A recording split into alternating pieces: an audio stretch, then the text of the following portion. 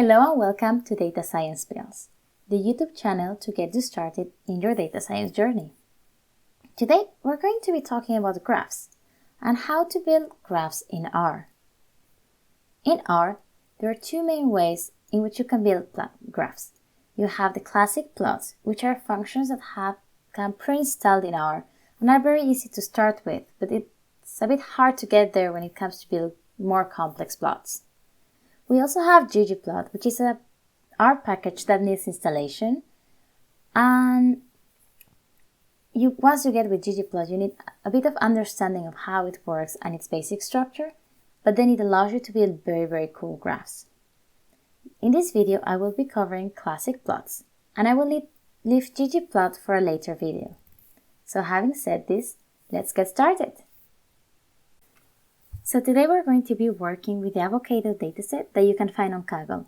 I'll leave the link in the description so that you can take a look and download it and follow along if you want. I have moved my console to the right over here just so that you can see better the graphs and the code. And let's start by reading the dataset then.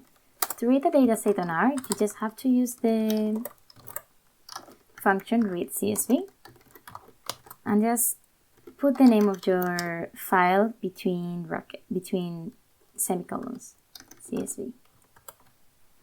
And here we have my avocado data is down here. And let's do a summary of the avocado.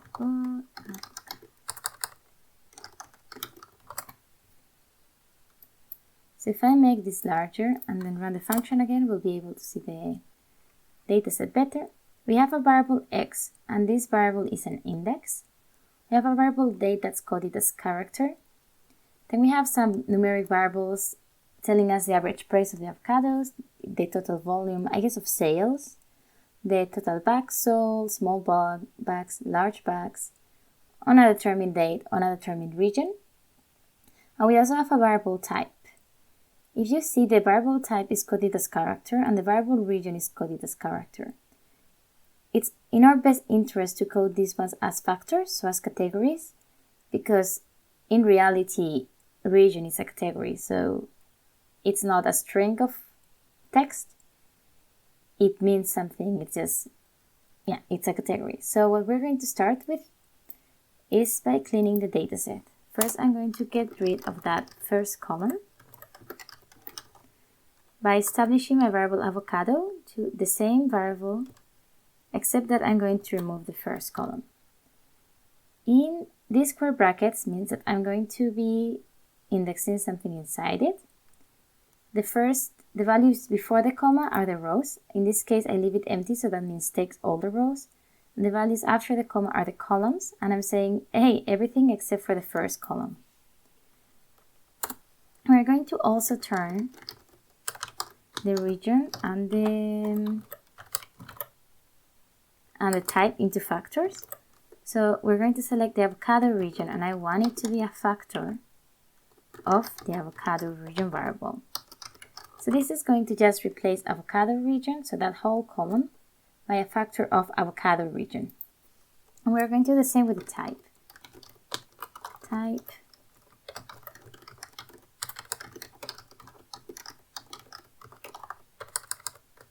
$sign to select the columns and type. And in order to turn the date into a date variable, we're going to do a very, very similar thing, but instead of as factor, we're going to use the function as date.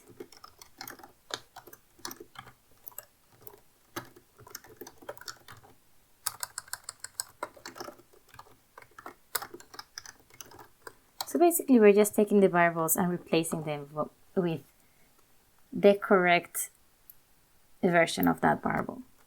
I'm just going to run this, and if I do a summary right now of my avocado dataset, you'll see that we have here a data table showing how many observations are in each region. We actually have a summary of type telling us that there's like 9,000 conventional and 9,000 observations of organic. So now that we have everything clean, we can start plotting our graphs. I have slightly changed my panes and put the plot on the top right and the console on the bottom right so that you can better see the plots for this video. So I'm going to start by building a histogram. The function to build a histogram in R, it's called hist, so H-I-S-T. You'll see that it already appears here. And a histogram requires a numeric variable. So let's do a histogram of the average price. Average price, and let's see what we get. So we get a histogram of avocado average price, which is the name of the column. The same thing for the x-axis. So this is okay. It already tells me the distribution, and it's very fast to look at it. So it's very fast to do. However, let's do it a bit prettier. So first of all, I'm going to change the title. To change the title, we use the argument main, and then we follow it by a string. So let's do avocado prices. And that really looks way better. So let's also change the x-axis, so the xlab. So in order to do that, we're going to use xlab equals price. And there we go. And if we also want to change kind of what the y-axis says, we can use the ylab and just set it to, I don't know, observations, just for the sake of this example. And here you'll see I get an error, and this is because I didn't add a comma here. So every single argument needs to be separated by a comma. And here that you see observations, it's already there. If we want to like change how many breaks there are, so how many columns, we use the argument breaks and we just assign it a number. So I'm going to do 15 now, and I think the default was already 15, so let's just do 20 so that you can see the difference, or actually 5. There we go. So these breaks, they will just change what we can see. I'm going to leave it in 15 for now. And another thing that we can do is establish a color with function call, and if you just give it one of these codes, so the color code, hex color code, you will be able to just assign the graph to whatever color you want. So I already have a string of colors up here, but you can do virtually any color you want.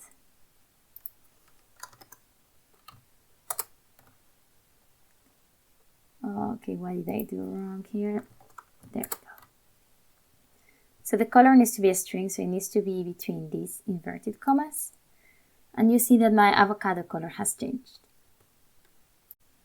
Let's now build a bar chart. Bar chart get slightly more complex since they either need a named vector or just like a row and a column. In my example, I'm going to build a bar chart of the volume of avocados per type that it's sold. So how many avocados, organic avocados are sold and how many normal avocados are sold. So in order to do that, first I need to aggregate the data and just get a table with avocados sold by type. In order to do that, I'm just going to be using the function aggregate. So I want to aggregate the total volume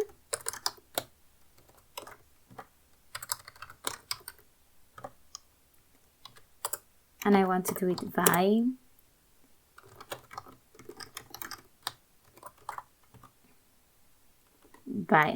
the avocado, and I just want this establishes a function, so I'm just going to sum all the volume. You could use any other function for this, but it's basically going to aggregate the x variable by whatever you put on the by, and then using the function you put in the function. In this case, I'm just going to sum all the volume.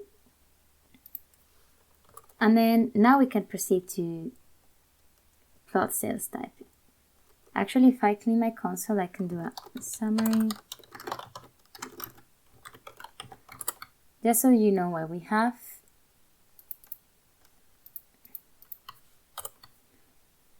We have a group and we have a number. So we have how many sales are per group. So now that we have this aggregate dataset, we can plot our graph. So what we want to do in a bar plot is use the function barplot. And then the easiest way, or how I like to do it, is using I want the height of my bar plot to be the sales type, and I want the numeric variable, so x, and I want the names of my bar plot, so what's going to be on the x-axis, to be the group. If I do this, we already get like a nice bar plot. However, we see a couple of things. First of all, our y-axis seems kind of off, like it's not really informative. And then we don't have an x-axis. So let's fix that. Let's start with the y-axis. Right now, the issue is like our sales type x is very, very large. So what we can do is just divide it by like 1,000,000 or something. And you'll see that that's already way more scaled. So we have scaled it, but now it's good to tell our users that we have actually scaled it. So I'm going to add a ylab and just put millions of sales. On the same fashion, we can also add an xlab. Let's do like, I don't know, avocado type. And we can also add a title by using the main argument we used on the previous plot.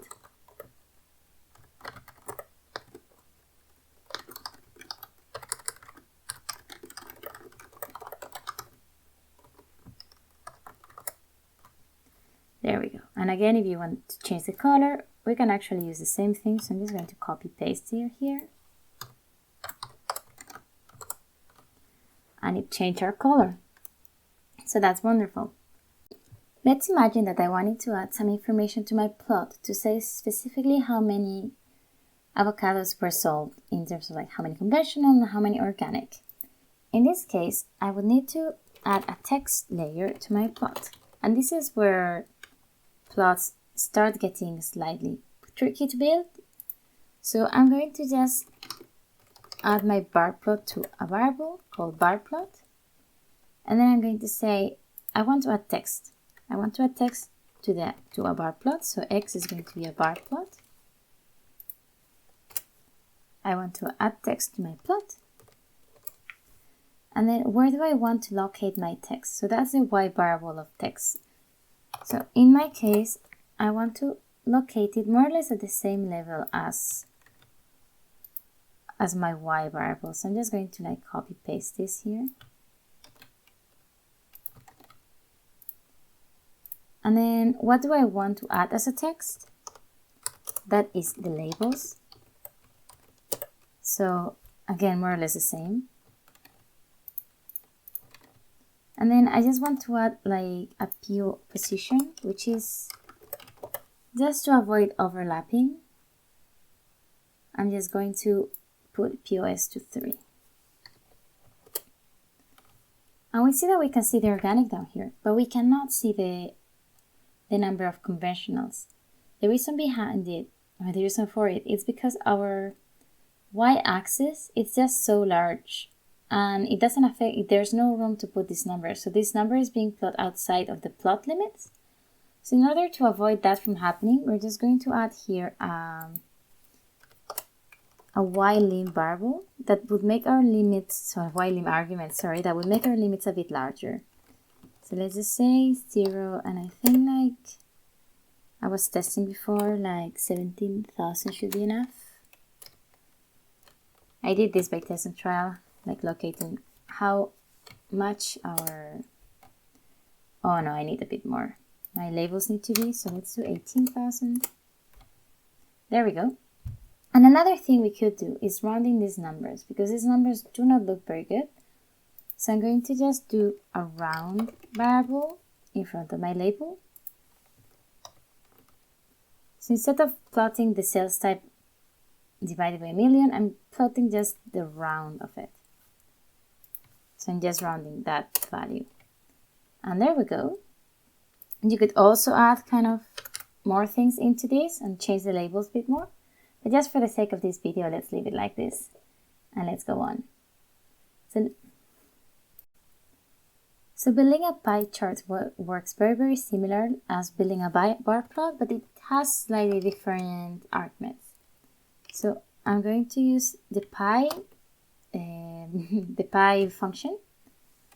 What am I going to plot? I'm going to plot basically the same thing. So sales type X. And then instead of the names argument, the pie works with labels. So more or less the same as the text. And I'm just going to do, I want my labels to be the group. So I'm just going to copy paste this from here. So I want to plot X and I want my labels of the plot to be the group. So let's plot that. We'll already have, see, so we have conventional and we have organic. Again, if we want to make it nicer, we can put the title. So let's put main equals avocado sales by type. We can establish colors, and in this case, it's going to be slightly trickier, but not much. Instead of adding a single color, we're going to add a vector of colors by putting the C. So let's see, I wanted to plot this color over here, but I also want to have blue, so I'm just going to put blue. I do not know where I'm missing. Yeah, here I'm missing. This has to be between parentheses, and I think the blue as well. There we go. This can be another hex code, or there are some colors in R that we can use, like pink, or blue, or black, or white. Another cool thing that you could change in the pie charts is the density. So if I put a density equals 90,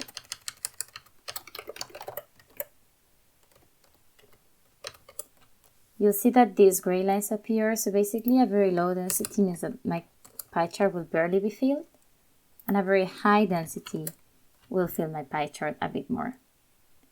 And you can also change where these kind of wedges start by using the init angle. And let's imagine I put it at 10.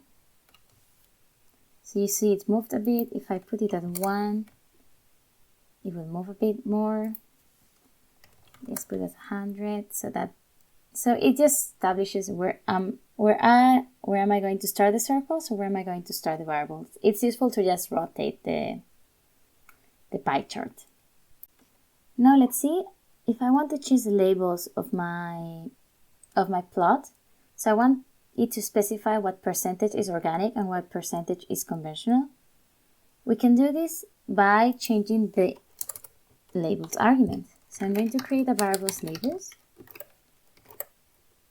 that is going to basically paste. So this is kind of like a combine function to paste strings. So you will paste different strings together. So I'm going to paste the category labels that we have now. Say subgroup 1. A small semicolon to join them. And then I'm going to paste the sales type, the number of sales. So if we change this here, and then we change the labels to those labels that we have created,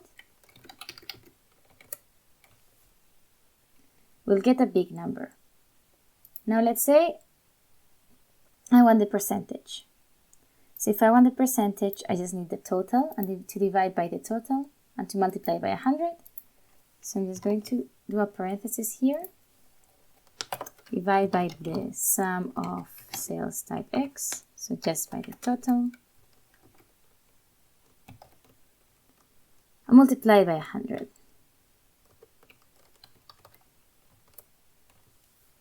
And I'm missing a parenthesis in the very end.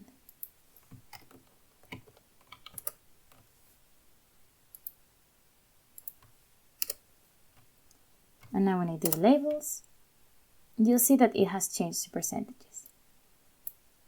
Now we can use a round function to round that up again.